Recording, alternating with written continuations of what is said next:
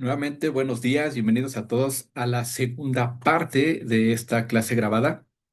Recordemos, estamos en ya nuestra segunda semana de la materia Matemáticas Básicas y como lo vieron en la primera parte de la grabación, revisamos la relación que hay entre los tipos de conjuntos y también empezamos a ver los diagramas de Venn-Euler. Específicamente, vimos los correspondientes al diagrama de Venn. En esta segunda parte veremos cuáles son estos diagramas de Euler y la diferencia entre el de Venn y el de Euler, ¿no? Cuándo se utiliza uno, cuándo se utiliza otro, y también podremos ver los tipos de conjuntos que hay, ¿sale? Entonces, pues bien, vamos a concluir ya nuestro tema de esta semana, bueno, nuestros temas de esta semana, y cualquier duda, comentario, recuerden, lo podemos platicar en nuestras clases en vivo o también por WhatsApp, ¿sale? Ok, bueno, voy a proyectar. eh, En los temas en los que nos quedamos, voy a poner mi apuntador también. Y estamos en los diagramas de Venn-Euler. Ya explicamos en la primera parte de la clase grabada, este es el ejemplo del diagrama de Venn, cómo está la estructura de esta parte gráfica, ¿sí? Y cómo esto nos ayuda principalmente a revisar los conjuntos de datos. Ahora, vamos a continuar con el diagrama de Euler, ¿sí? Si se dan cuenta, también es una representación gráfica. Vamos a ver ahorita la estructura, que es algo similar a la de Ben, pero sí hay ciertas diferencias que en primera instancia se pueden notar porque están entrelazados o hay estas intersecciones entre los diferentes conjuntos versus a los de Euler que o están contenidos dentro de los mismos conjuntos o están fuera de ellos. ¿Sale? Bien, para empezar a explicar qué es un diagrama de Euler. Es una herramienta gráfica, como pueden ver en la imagen. Se utiliza mucho en las matemáticas y al llevar a cabo la lógica en representar conjuntos y relaciones de datos, ¿no? Normalmente consiste en simples curvas cerradas, como estas son círculos. eh, Son usadas para describir conjuntos, las relaciones espaciales entre las curvas, ¿no? Corresponden respectivamente a la relación de intersección, subconjunto y disyuntes, ¿no? De la teoría de conjuntos. Estos diagramas son generalización del bien conocido diagrama de Venn. Es algo muy parecido, solo que si hay esas diferencias, como lo vimos ahorita al principio, no hay esta intersección, ¿no? Entre varios conjuntos. Aquí solamente se puede ver cuando uno pertenece dentro de otro conjunto. ¿Cuál es la historia de este tipo de diagramas? Bueno, pues el diagrama de Euler lleva el nombre de Leonhard Euler, que fue el que aportó este conocimiento, y es un matemático, bueno, fue un matemático suizo del siglo XVIII que hizo contribuciones significativas en varias áreas de las matemáticas, aunque los conceptos que representan estos diagramas han existido durante mucho tiempo. Se atribuye a Euler la introducción de este método específico de visualización, ¿sale? Y como se ve compuesto y su estructura tiene un conjunto que son los círculos. Aquí vemos los conjuntos de datos, son estos círculos, como se ve en la parte gráfica, ¿sale? Estos son los círculos, son los conjuntos que vamos a poder visualizar en el diagrama. Elementos, que representan el elemento que pertenece a ese conjunto. Aquí lo mencionamos, que es animal, cuadrúpedo, mineral, etcétera, ¿sale? Las relaciones que hay entre uno u otro, por ejemplo, aquí los cuadrúpedos, hay animales que son cuadrúpedos, son parte de este conjunto, ¿sale? Y tenemos áreas fuera de los círculos, que son lo que pertenece al universo. Ok, bueno, eh, ¿cuáles son los usos comunes de este tipo de diagramas? En matemáticas, los diagramas Euler se utilizan, por ejemplo, para la enseñanza de conceptos como la unión, la intersección y la diferencia de conjuntos. En la lógica, para los silogismos. En la clase en vivo vamos a platicar un poquito de qué son los silogismos, que son referencias que se utilizan mucho en la filosofía. Informática para pues, visualizar, ¿no? Relaciones complejas entre diferentes conjuntos de datos. En la estadística facilitan el análisis y la interpretación de datos. En la gestión de proyectos, ¿no? Esto para visualizar las relaciones entre diferentes grupos o equipos de un proyecto. Y el marketing eh, para entender las intersecciones entre diferentes grupos demográficos o comportamentales, ¿no? De los clientes puede ser. En resumen, los diagramas de Euler son herramientas versátiles que pueden ser útiles en cualquier campo que requiera la visualización con estos diagramas y comprensión de conjuntos. Podemos ver aquí la comparación entre uno y otro, ¿no? Estos diagramas, tanto el de Venn como el de Euler, y pues visualmente aquí se puede ver las diferencias. Hay similitudes, claro, pero también hay diferencias. Vamos a ver en este caso un pequeño video donde muestran esos ejercicios y la referencia de uno con otro, ¿de acuerdo? Y después volvemos a ver el contenido. A ver, aquí está. Vamos a ver.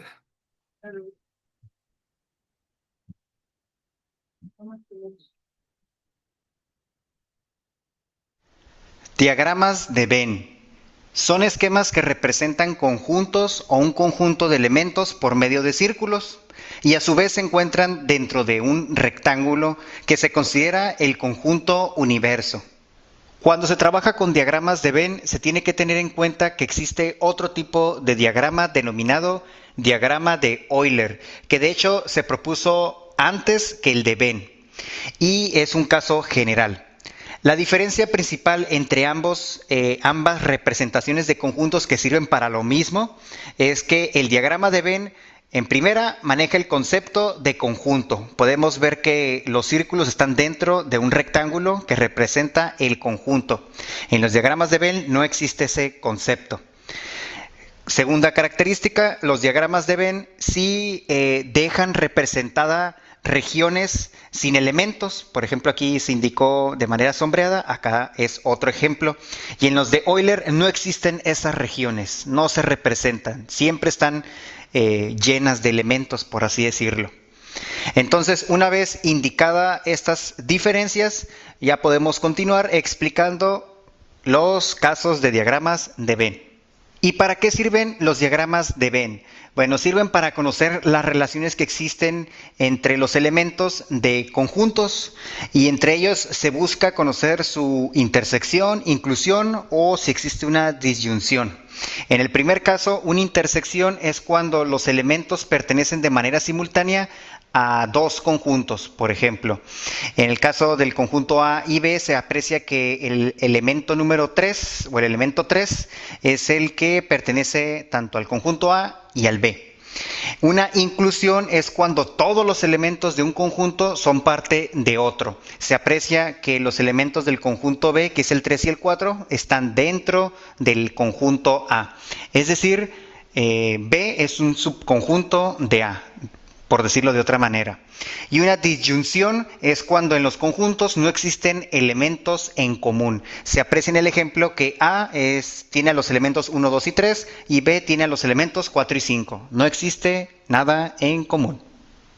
Cabe mencionar que omití dibujar al universo o al rectángulo que rodea a cada ejemplo para que se pudiera entender fácilmente sin tantas rayas o dibujos el concepto de intersección, inclusión y disyunción.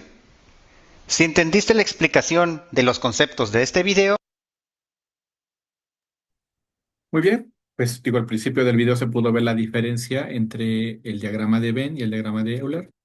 Bueno, la pronunciación no sé si sea la correcta la que decían en el video, pero bueno, pues es otro autor, ¿no?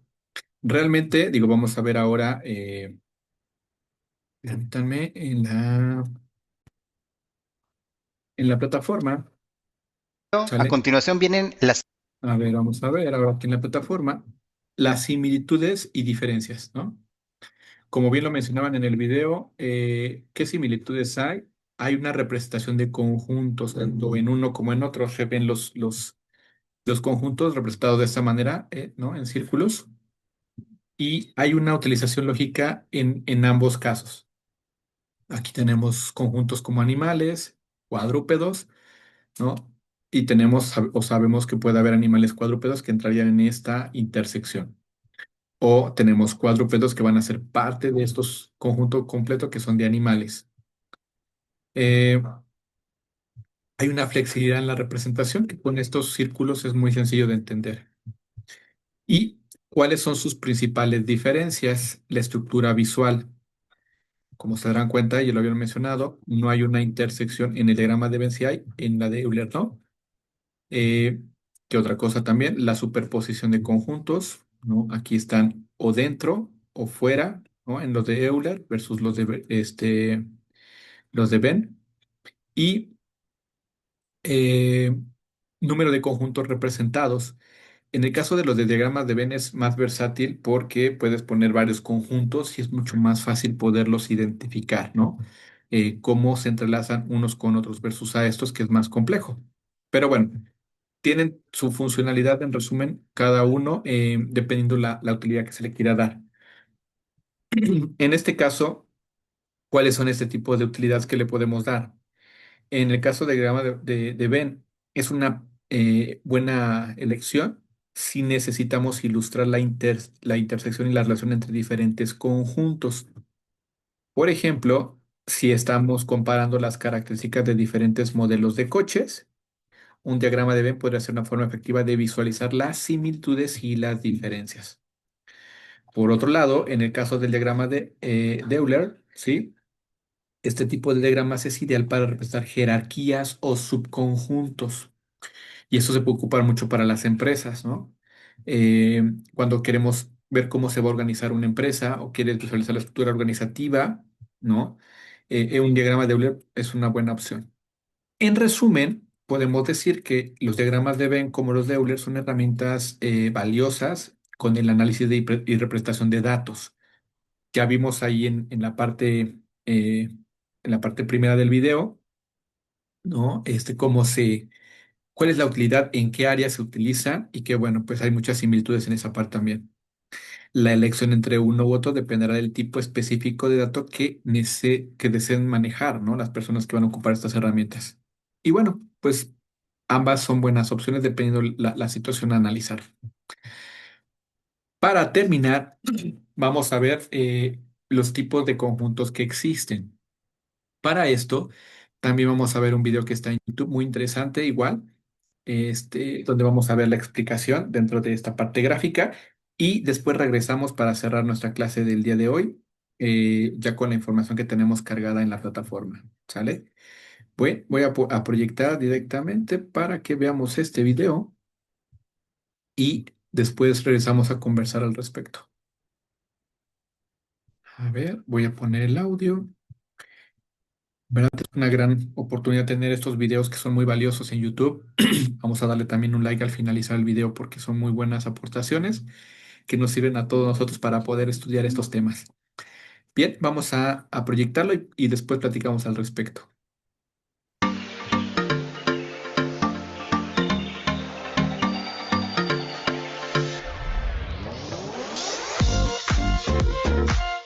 Hola a todos y bienvenidos al curso de conjuntos.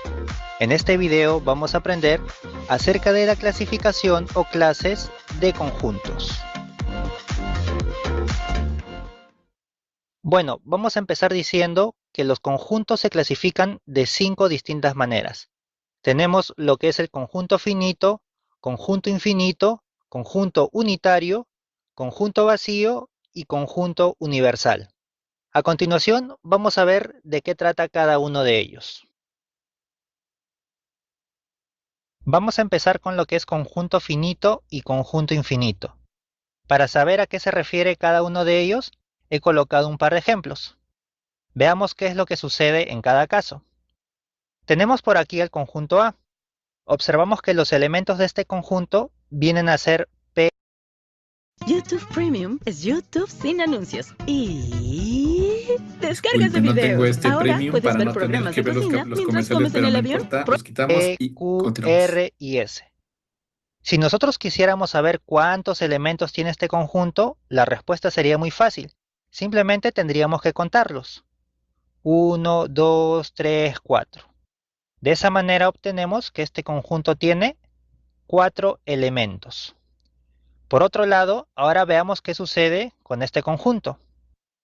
El conjunto M nos dice que está conformado por los elementos 1, 2, 3, 4, 5 y al final nos colocan unos puntos suspensivos. Esos puntos suspensivos lo que quiere decir es que esta lista de números va a continuar. Y en este caso, como se trata de una lista de números, obviamente podría continuar de forma ilimitada, ya que podríamos proseguir esto con el número 6, con el número 7, con el número 8, con el 1000, con el 2000, con el millón.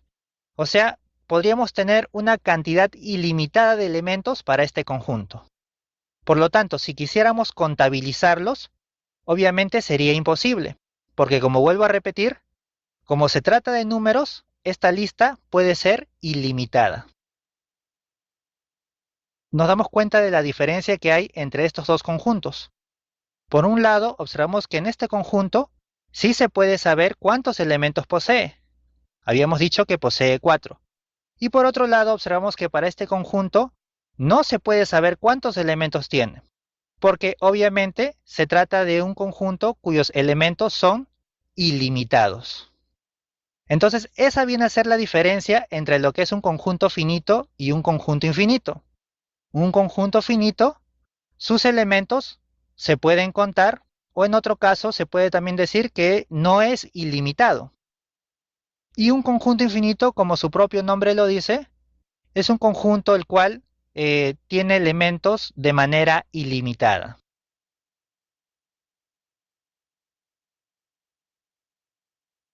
Conjunto vacío, también llamado conjunto nulo. Este conjunto, como su propio nombre le indica, es aquel conjunto que no tiene elementos. Es un conjunto vacío. Veamos ejemplos. Tenemos por aquí el conjunto A, cuyos elementos son P, Q y R. Si quisiéramos saber cuántos elementos tiene, obviamente los contamos. 1, 2, 3. Este conjunto tiene 3 elementos. Ahora veamos qué sucede con el conjunto B. En este conjunto observamos que no contiene ningún elemento. Entonces podemos decir que es un conjunto que tiene 0 elementos, o también dicho de otro modo podemos decir que es un conjunto vacío. Entonces, el conjunto vacío es aquel conjunto que no tiene elementos, es decir, tiene 0 elementos. Ahora, otra cosa que debemos de tener presente es que el conjunto vacío generalmente se representa de esta manera. Es decir, se coloca un par de llavecitas en cuyo interior no existe nada.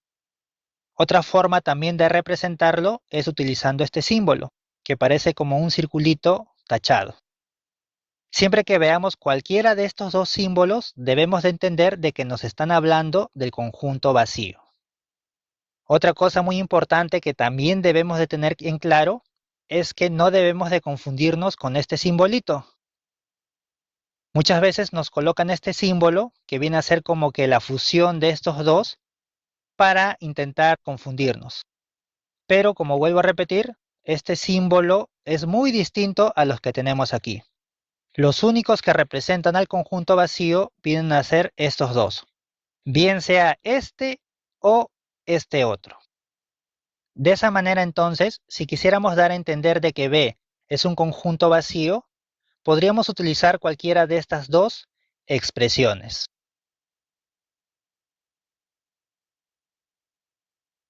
Conjunto unitario, también llamado conjunto singletón. Como su propio nombre lo indica, este conjunto es aquel conjunto que posee un solo elemento. Por ejemplo, por aquí tenemos el conjunto A, cuyo elemento es el 3. Como estás observando, este conjunto posee un solo elemento, el 3. Por lo tanto, podemos decir que este conjunto es un conjunto unitario. Veamos qué sucede con el conjunto B. En este caso observamos que este conjunto posee dos elementos. Como el conjunto posee dos elementos, que son el 5 y el 6, obviamente no se trataría de un conjunto unitario, ya que como habíamos dicho, un conjunto unitario es aquel conjunto que posee un único elemento. Por lo tanto, este no es un conjunto unitario. Ahora veamos qué sucede con el conjunto C. Observamos que este conjunto tiene tres elementos, pero debemos de recalcar algo. En este caso, todos los elementos vienen a ser iguales. Ya habíamos mencionado en un video anterior que en un conjunto nunca podemos tener elementos iguales.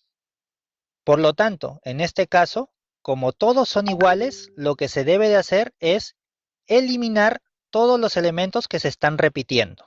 Por lo tanto, el conjunto en realidad se debería de escribir de esta manera.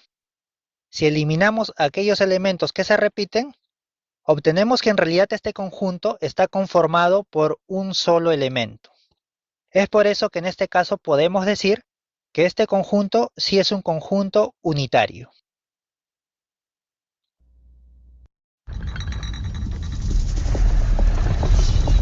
Disculpen otra vez los comerciales, chicos. Pero bueno, no tengo el premium de YouTube. Vamos a quitarlo ahorita para que sea la opción para los Vamos a ir comerciales. al Four Seasons de la Ciudad de México y descubrir nuestras raíces. No quiero ir. Vamos a tener que endurecer. Listo. Disculpen. Conjunto universal. Para entender lo que es un conjunto universal, vamos a realizar el siguiente ejemplo. Supongamos que nos den un problema cualquiera y en ese problema observemos tres conjuntos. Conjunto A, conjunto B y conjunto C. Cada conjunto tiene sus propios elementos.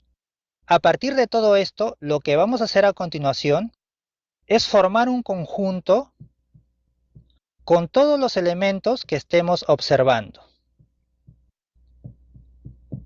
Con todos los elementos que estamos observando, vamos a formar un nuevo conjunto. A ese conjunto lo vamos a llamar conjunto universal y lo vamos a representar con la letra U mayúscula. Entonces, lo que vamos a concluir es que en un problema cualquiera, cuando nosotros reunimos a todos los elementos en un nuevo conjunto, a ese conjunto se le llama conjunto universal, ¿correcto?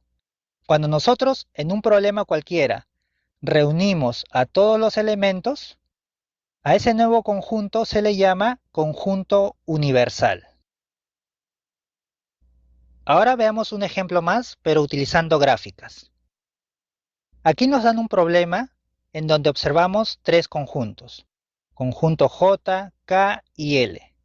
Cada conjunto tiene sus propios elementos.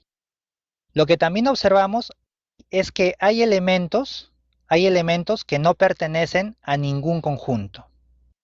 Ahora, a partir de toda esa información, vamos a hacer lo siguiente. Si nosotros a todos esos elementos los reunimos en un solo conjunto, vamos a graficarlo de esta manera. Ahí está. Hemos reunido a todos los elementos en un solo conjunto. Por lo tanto, para este problema, como estamos reuniendo a todos los elementos de este problema en un solo conjunto, podemos decir que ese conjunto se puede llamar conjunto universal y lo representamos con la letra U mayúscula. De acuerdo a ello, podemos llegar a la conclusión que en cualquier problema que tengamos, cuando reunimos a todos los elementos de ese problema en un solo conjunto, ese conjunto es llamado conjunto universal. ¿Ok? Eso es lo que tenemos que tener presente. Bueno amigos, espero que el video les haya sido de utilidad. Recuerden que el link del curso completo de conjuntos lo voy a... Listo, pues miren, a pesar de que es como casi con, como se dice vulgarmente, con manzanitas, me parece muy buena la forma en la que este profesor trata de explicar algo que estar dejando en la eh, descripción del video. si fuera solo, ¿no? Lo hiciéramos a la anotación tal cual, más complicado de entender. Entonces, bueno, vamos a darle un like. Digo, me parece buena la aportación. Y también para poder ya cerrar nosotros con nuestro tema, nuestro último tema del día de hoy. ¿Ok? Como les decía, pues esta última parte que estamos viendo y como se mostró en el video, vamos a hablar de los tipos de conjuntos que ya nos explicó muy bien aquí el profesor. Eh, y bueno, los tipos de conjuntos, tenemos los finitos o los infinitos, como nos ponía al principio la diferencia, ¿no? El finito es cuando sabemos exactamente cuántos elementos hay. Aquí hay 5 elementos. en un infinito, pues no se puede saber cuál sería el total, ¿sale? No voy a redundar como en el video, pero es creo que muy fácil de entender esa parte. Ahora, tenemos tipos de conjuntos según el número de elementos, ¿no? Tenemos el conjunto unitario, eh, como su nombre lo dice, contiene solo un elemento. O tenemos el conjunto vacío. También en el video nos mostraba, ¿no? No puede ser que tengamos unidos estos dos elementos que son las llavecitas con ningún dato adentro o este circulito con la línea, ¿no? Es uno o es otro, pero representan lo mismo, el conjunto vacío cuando no tiene ningún dato. Tenemos también los conjuntos según la relación con otros conjuntos, ¿ok? Y tienen exactamente los mismos elementos independientemente del orden como se enumeren, ¿sale? Ya lo habíamos visto anteriormente en la primera parte grabada a lo que nos referimos como igualdad. Aquí en el conjunto A tenemos uno 2 3, en el conjunto B tenemos 3 1 2, pero al final es lo mismo. Conjuntos equivalentes tienen el mismo número de elementos, aunque no necesariamente los mismos elementos. Si se dan cuenta, aquí tenemos tres elementos, pero son numéricos, y aquí tenemos tres elementos que son letras. ¿Ok? El conjunto universal, igual en el video se mostraba una buena representación gráfica, ¿no?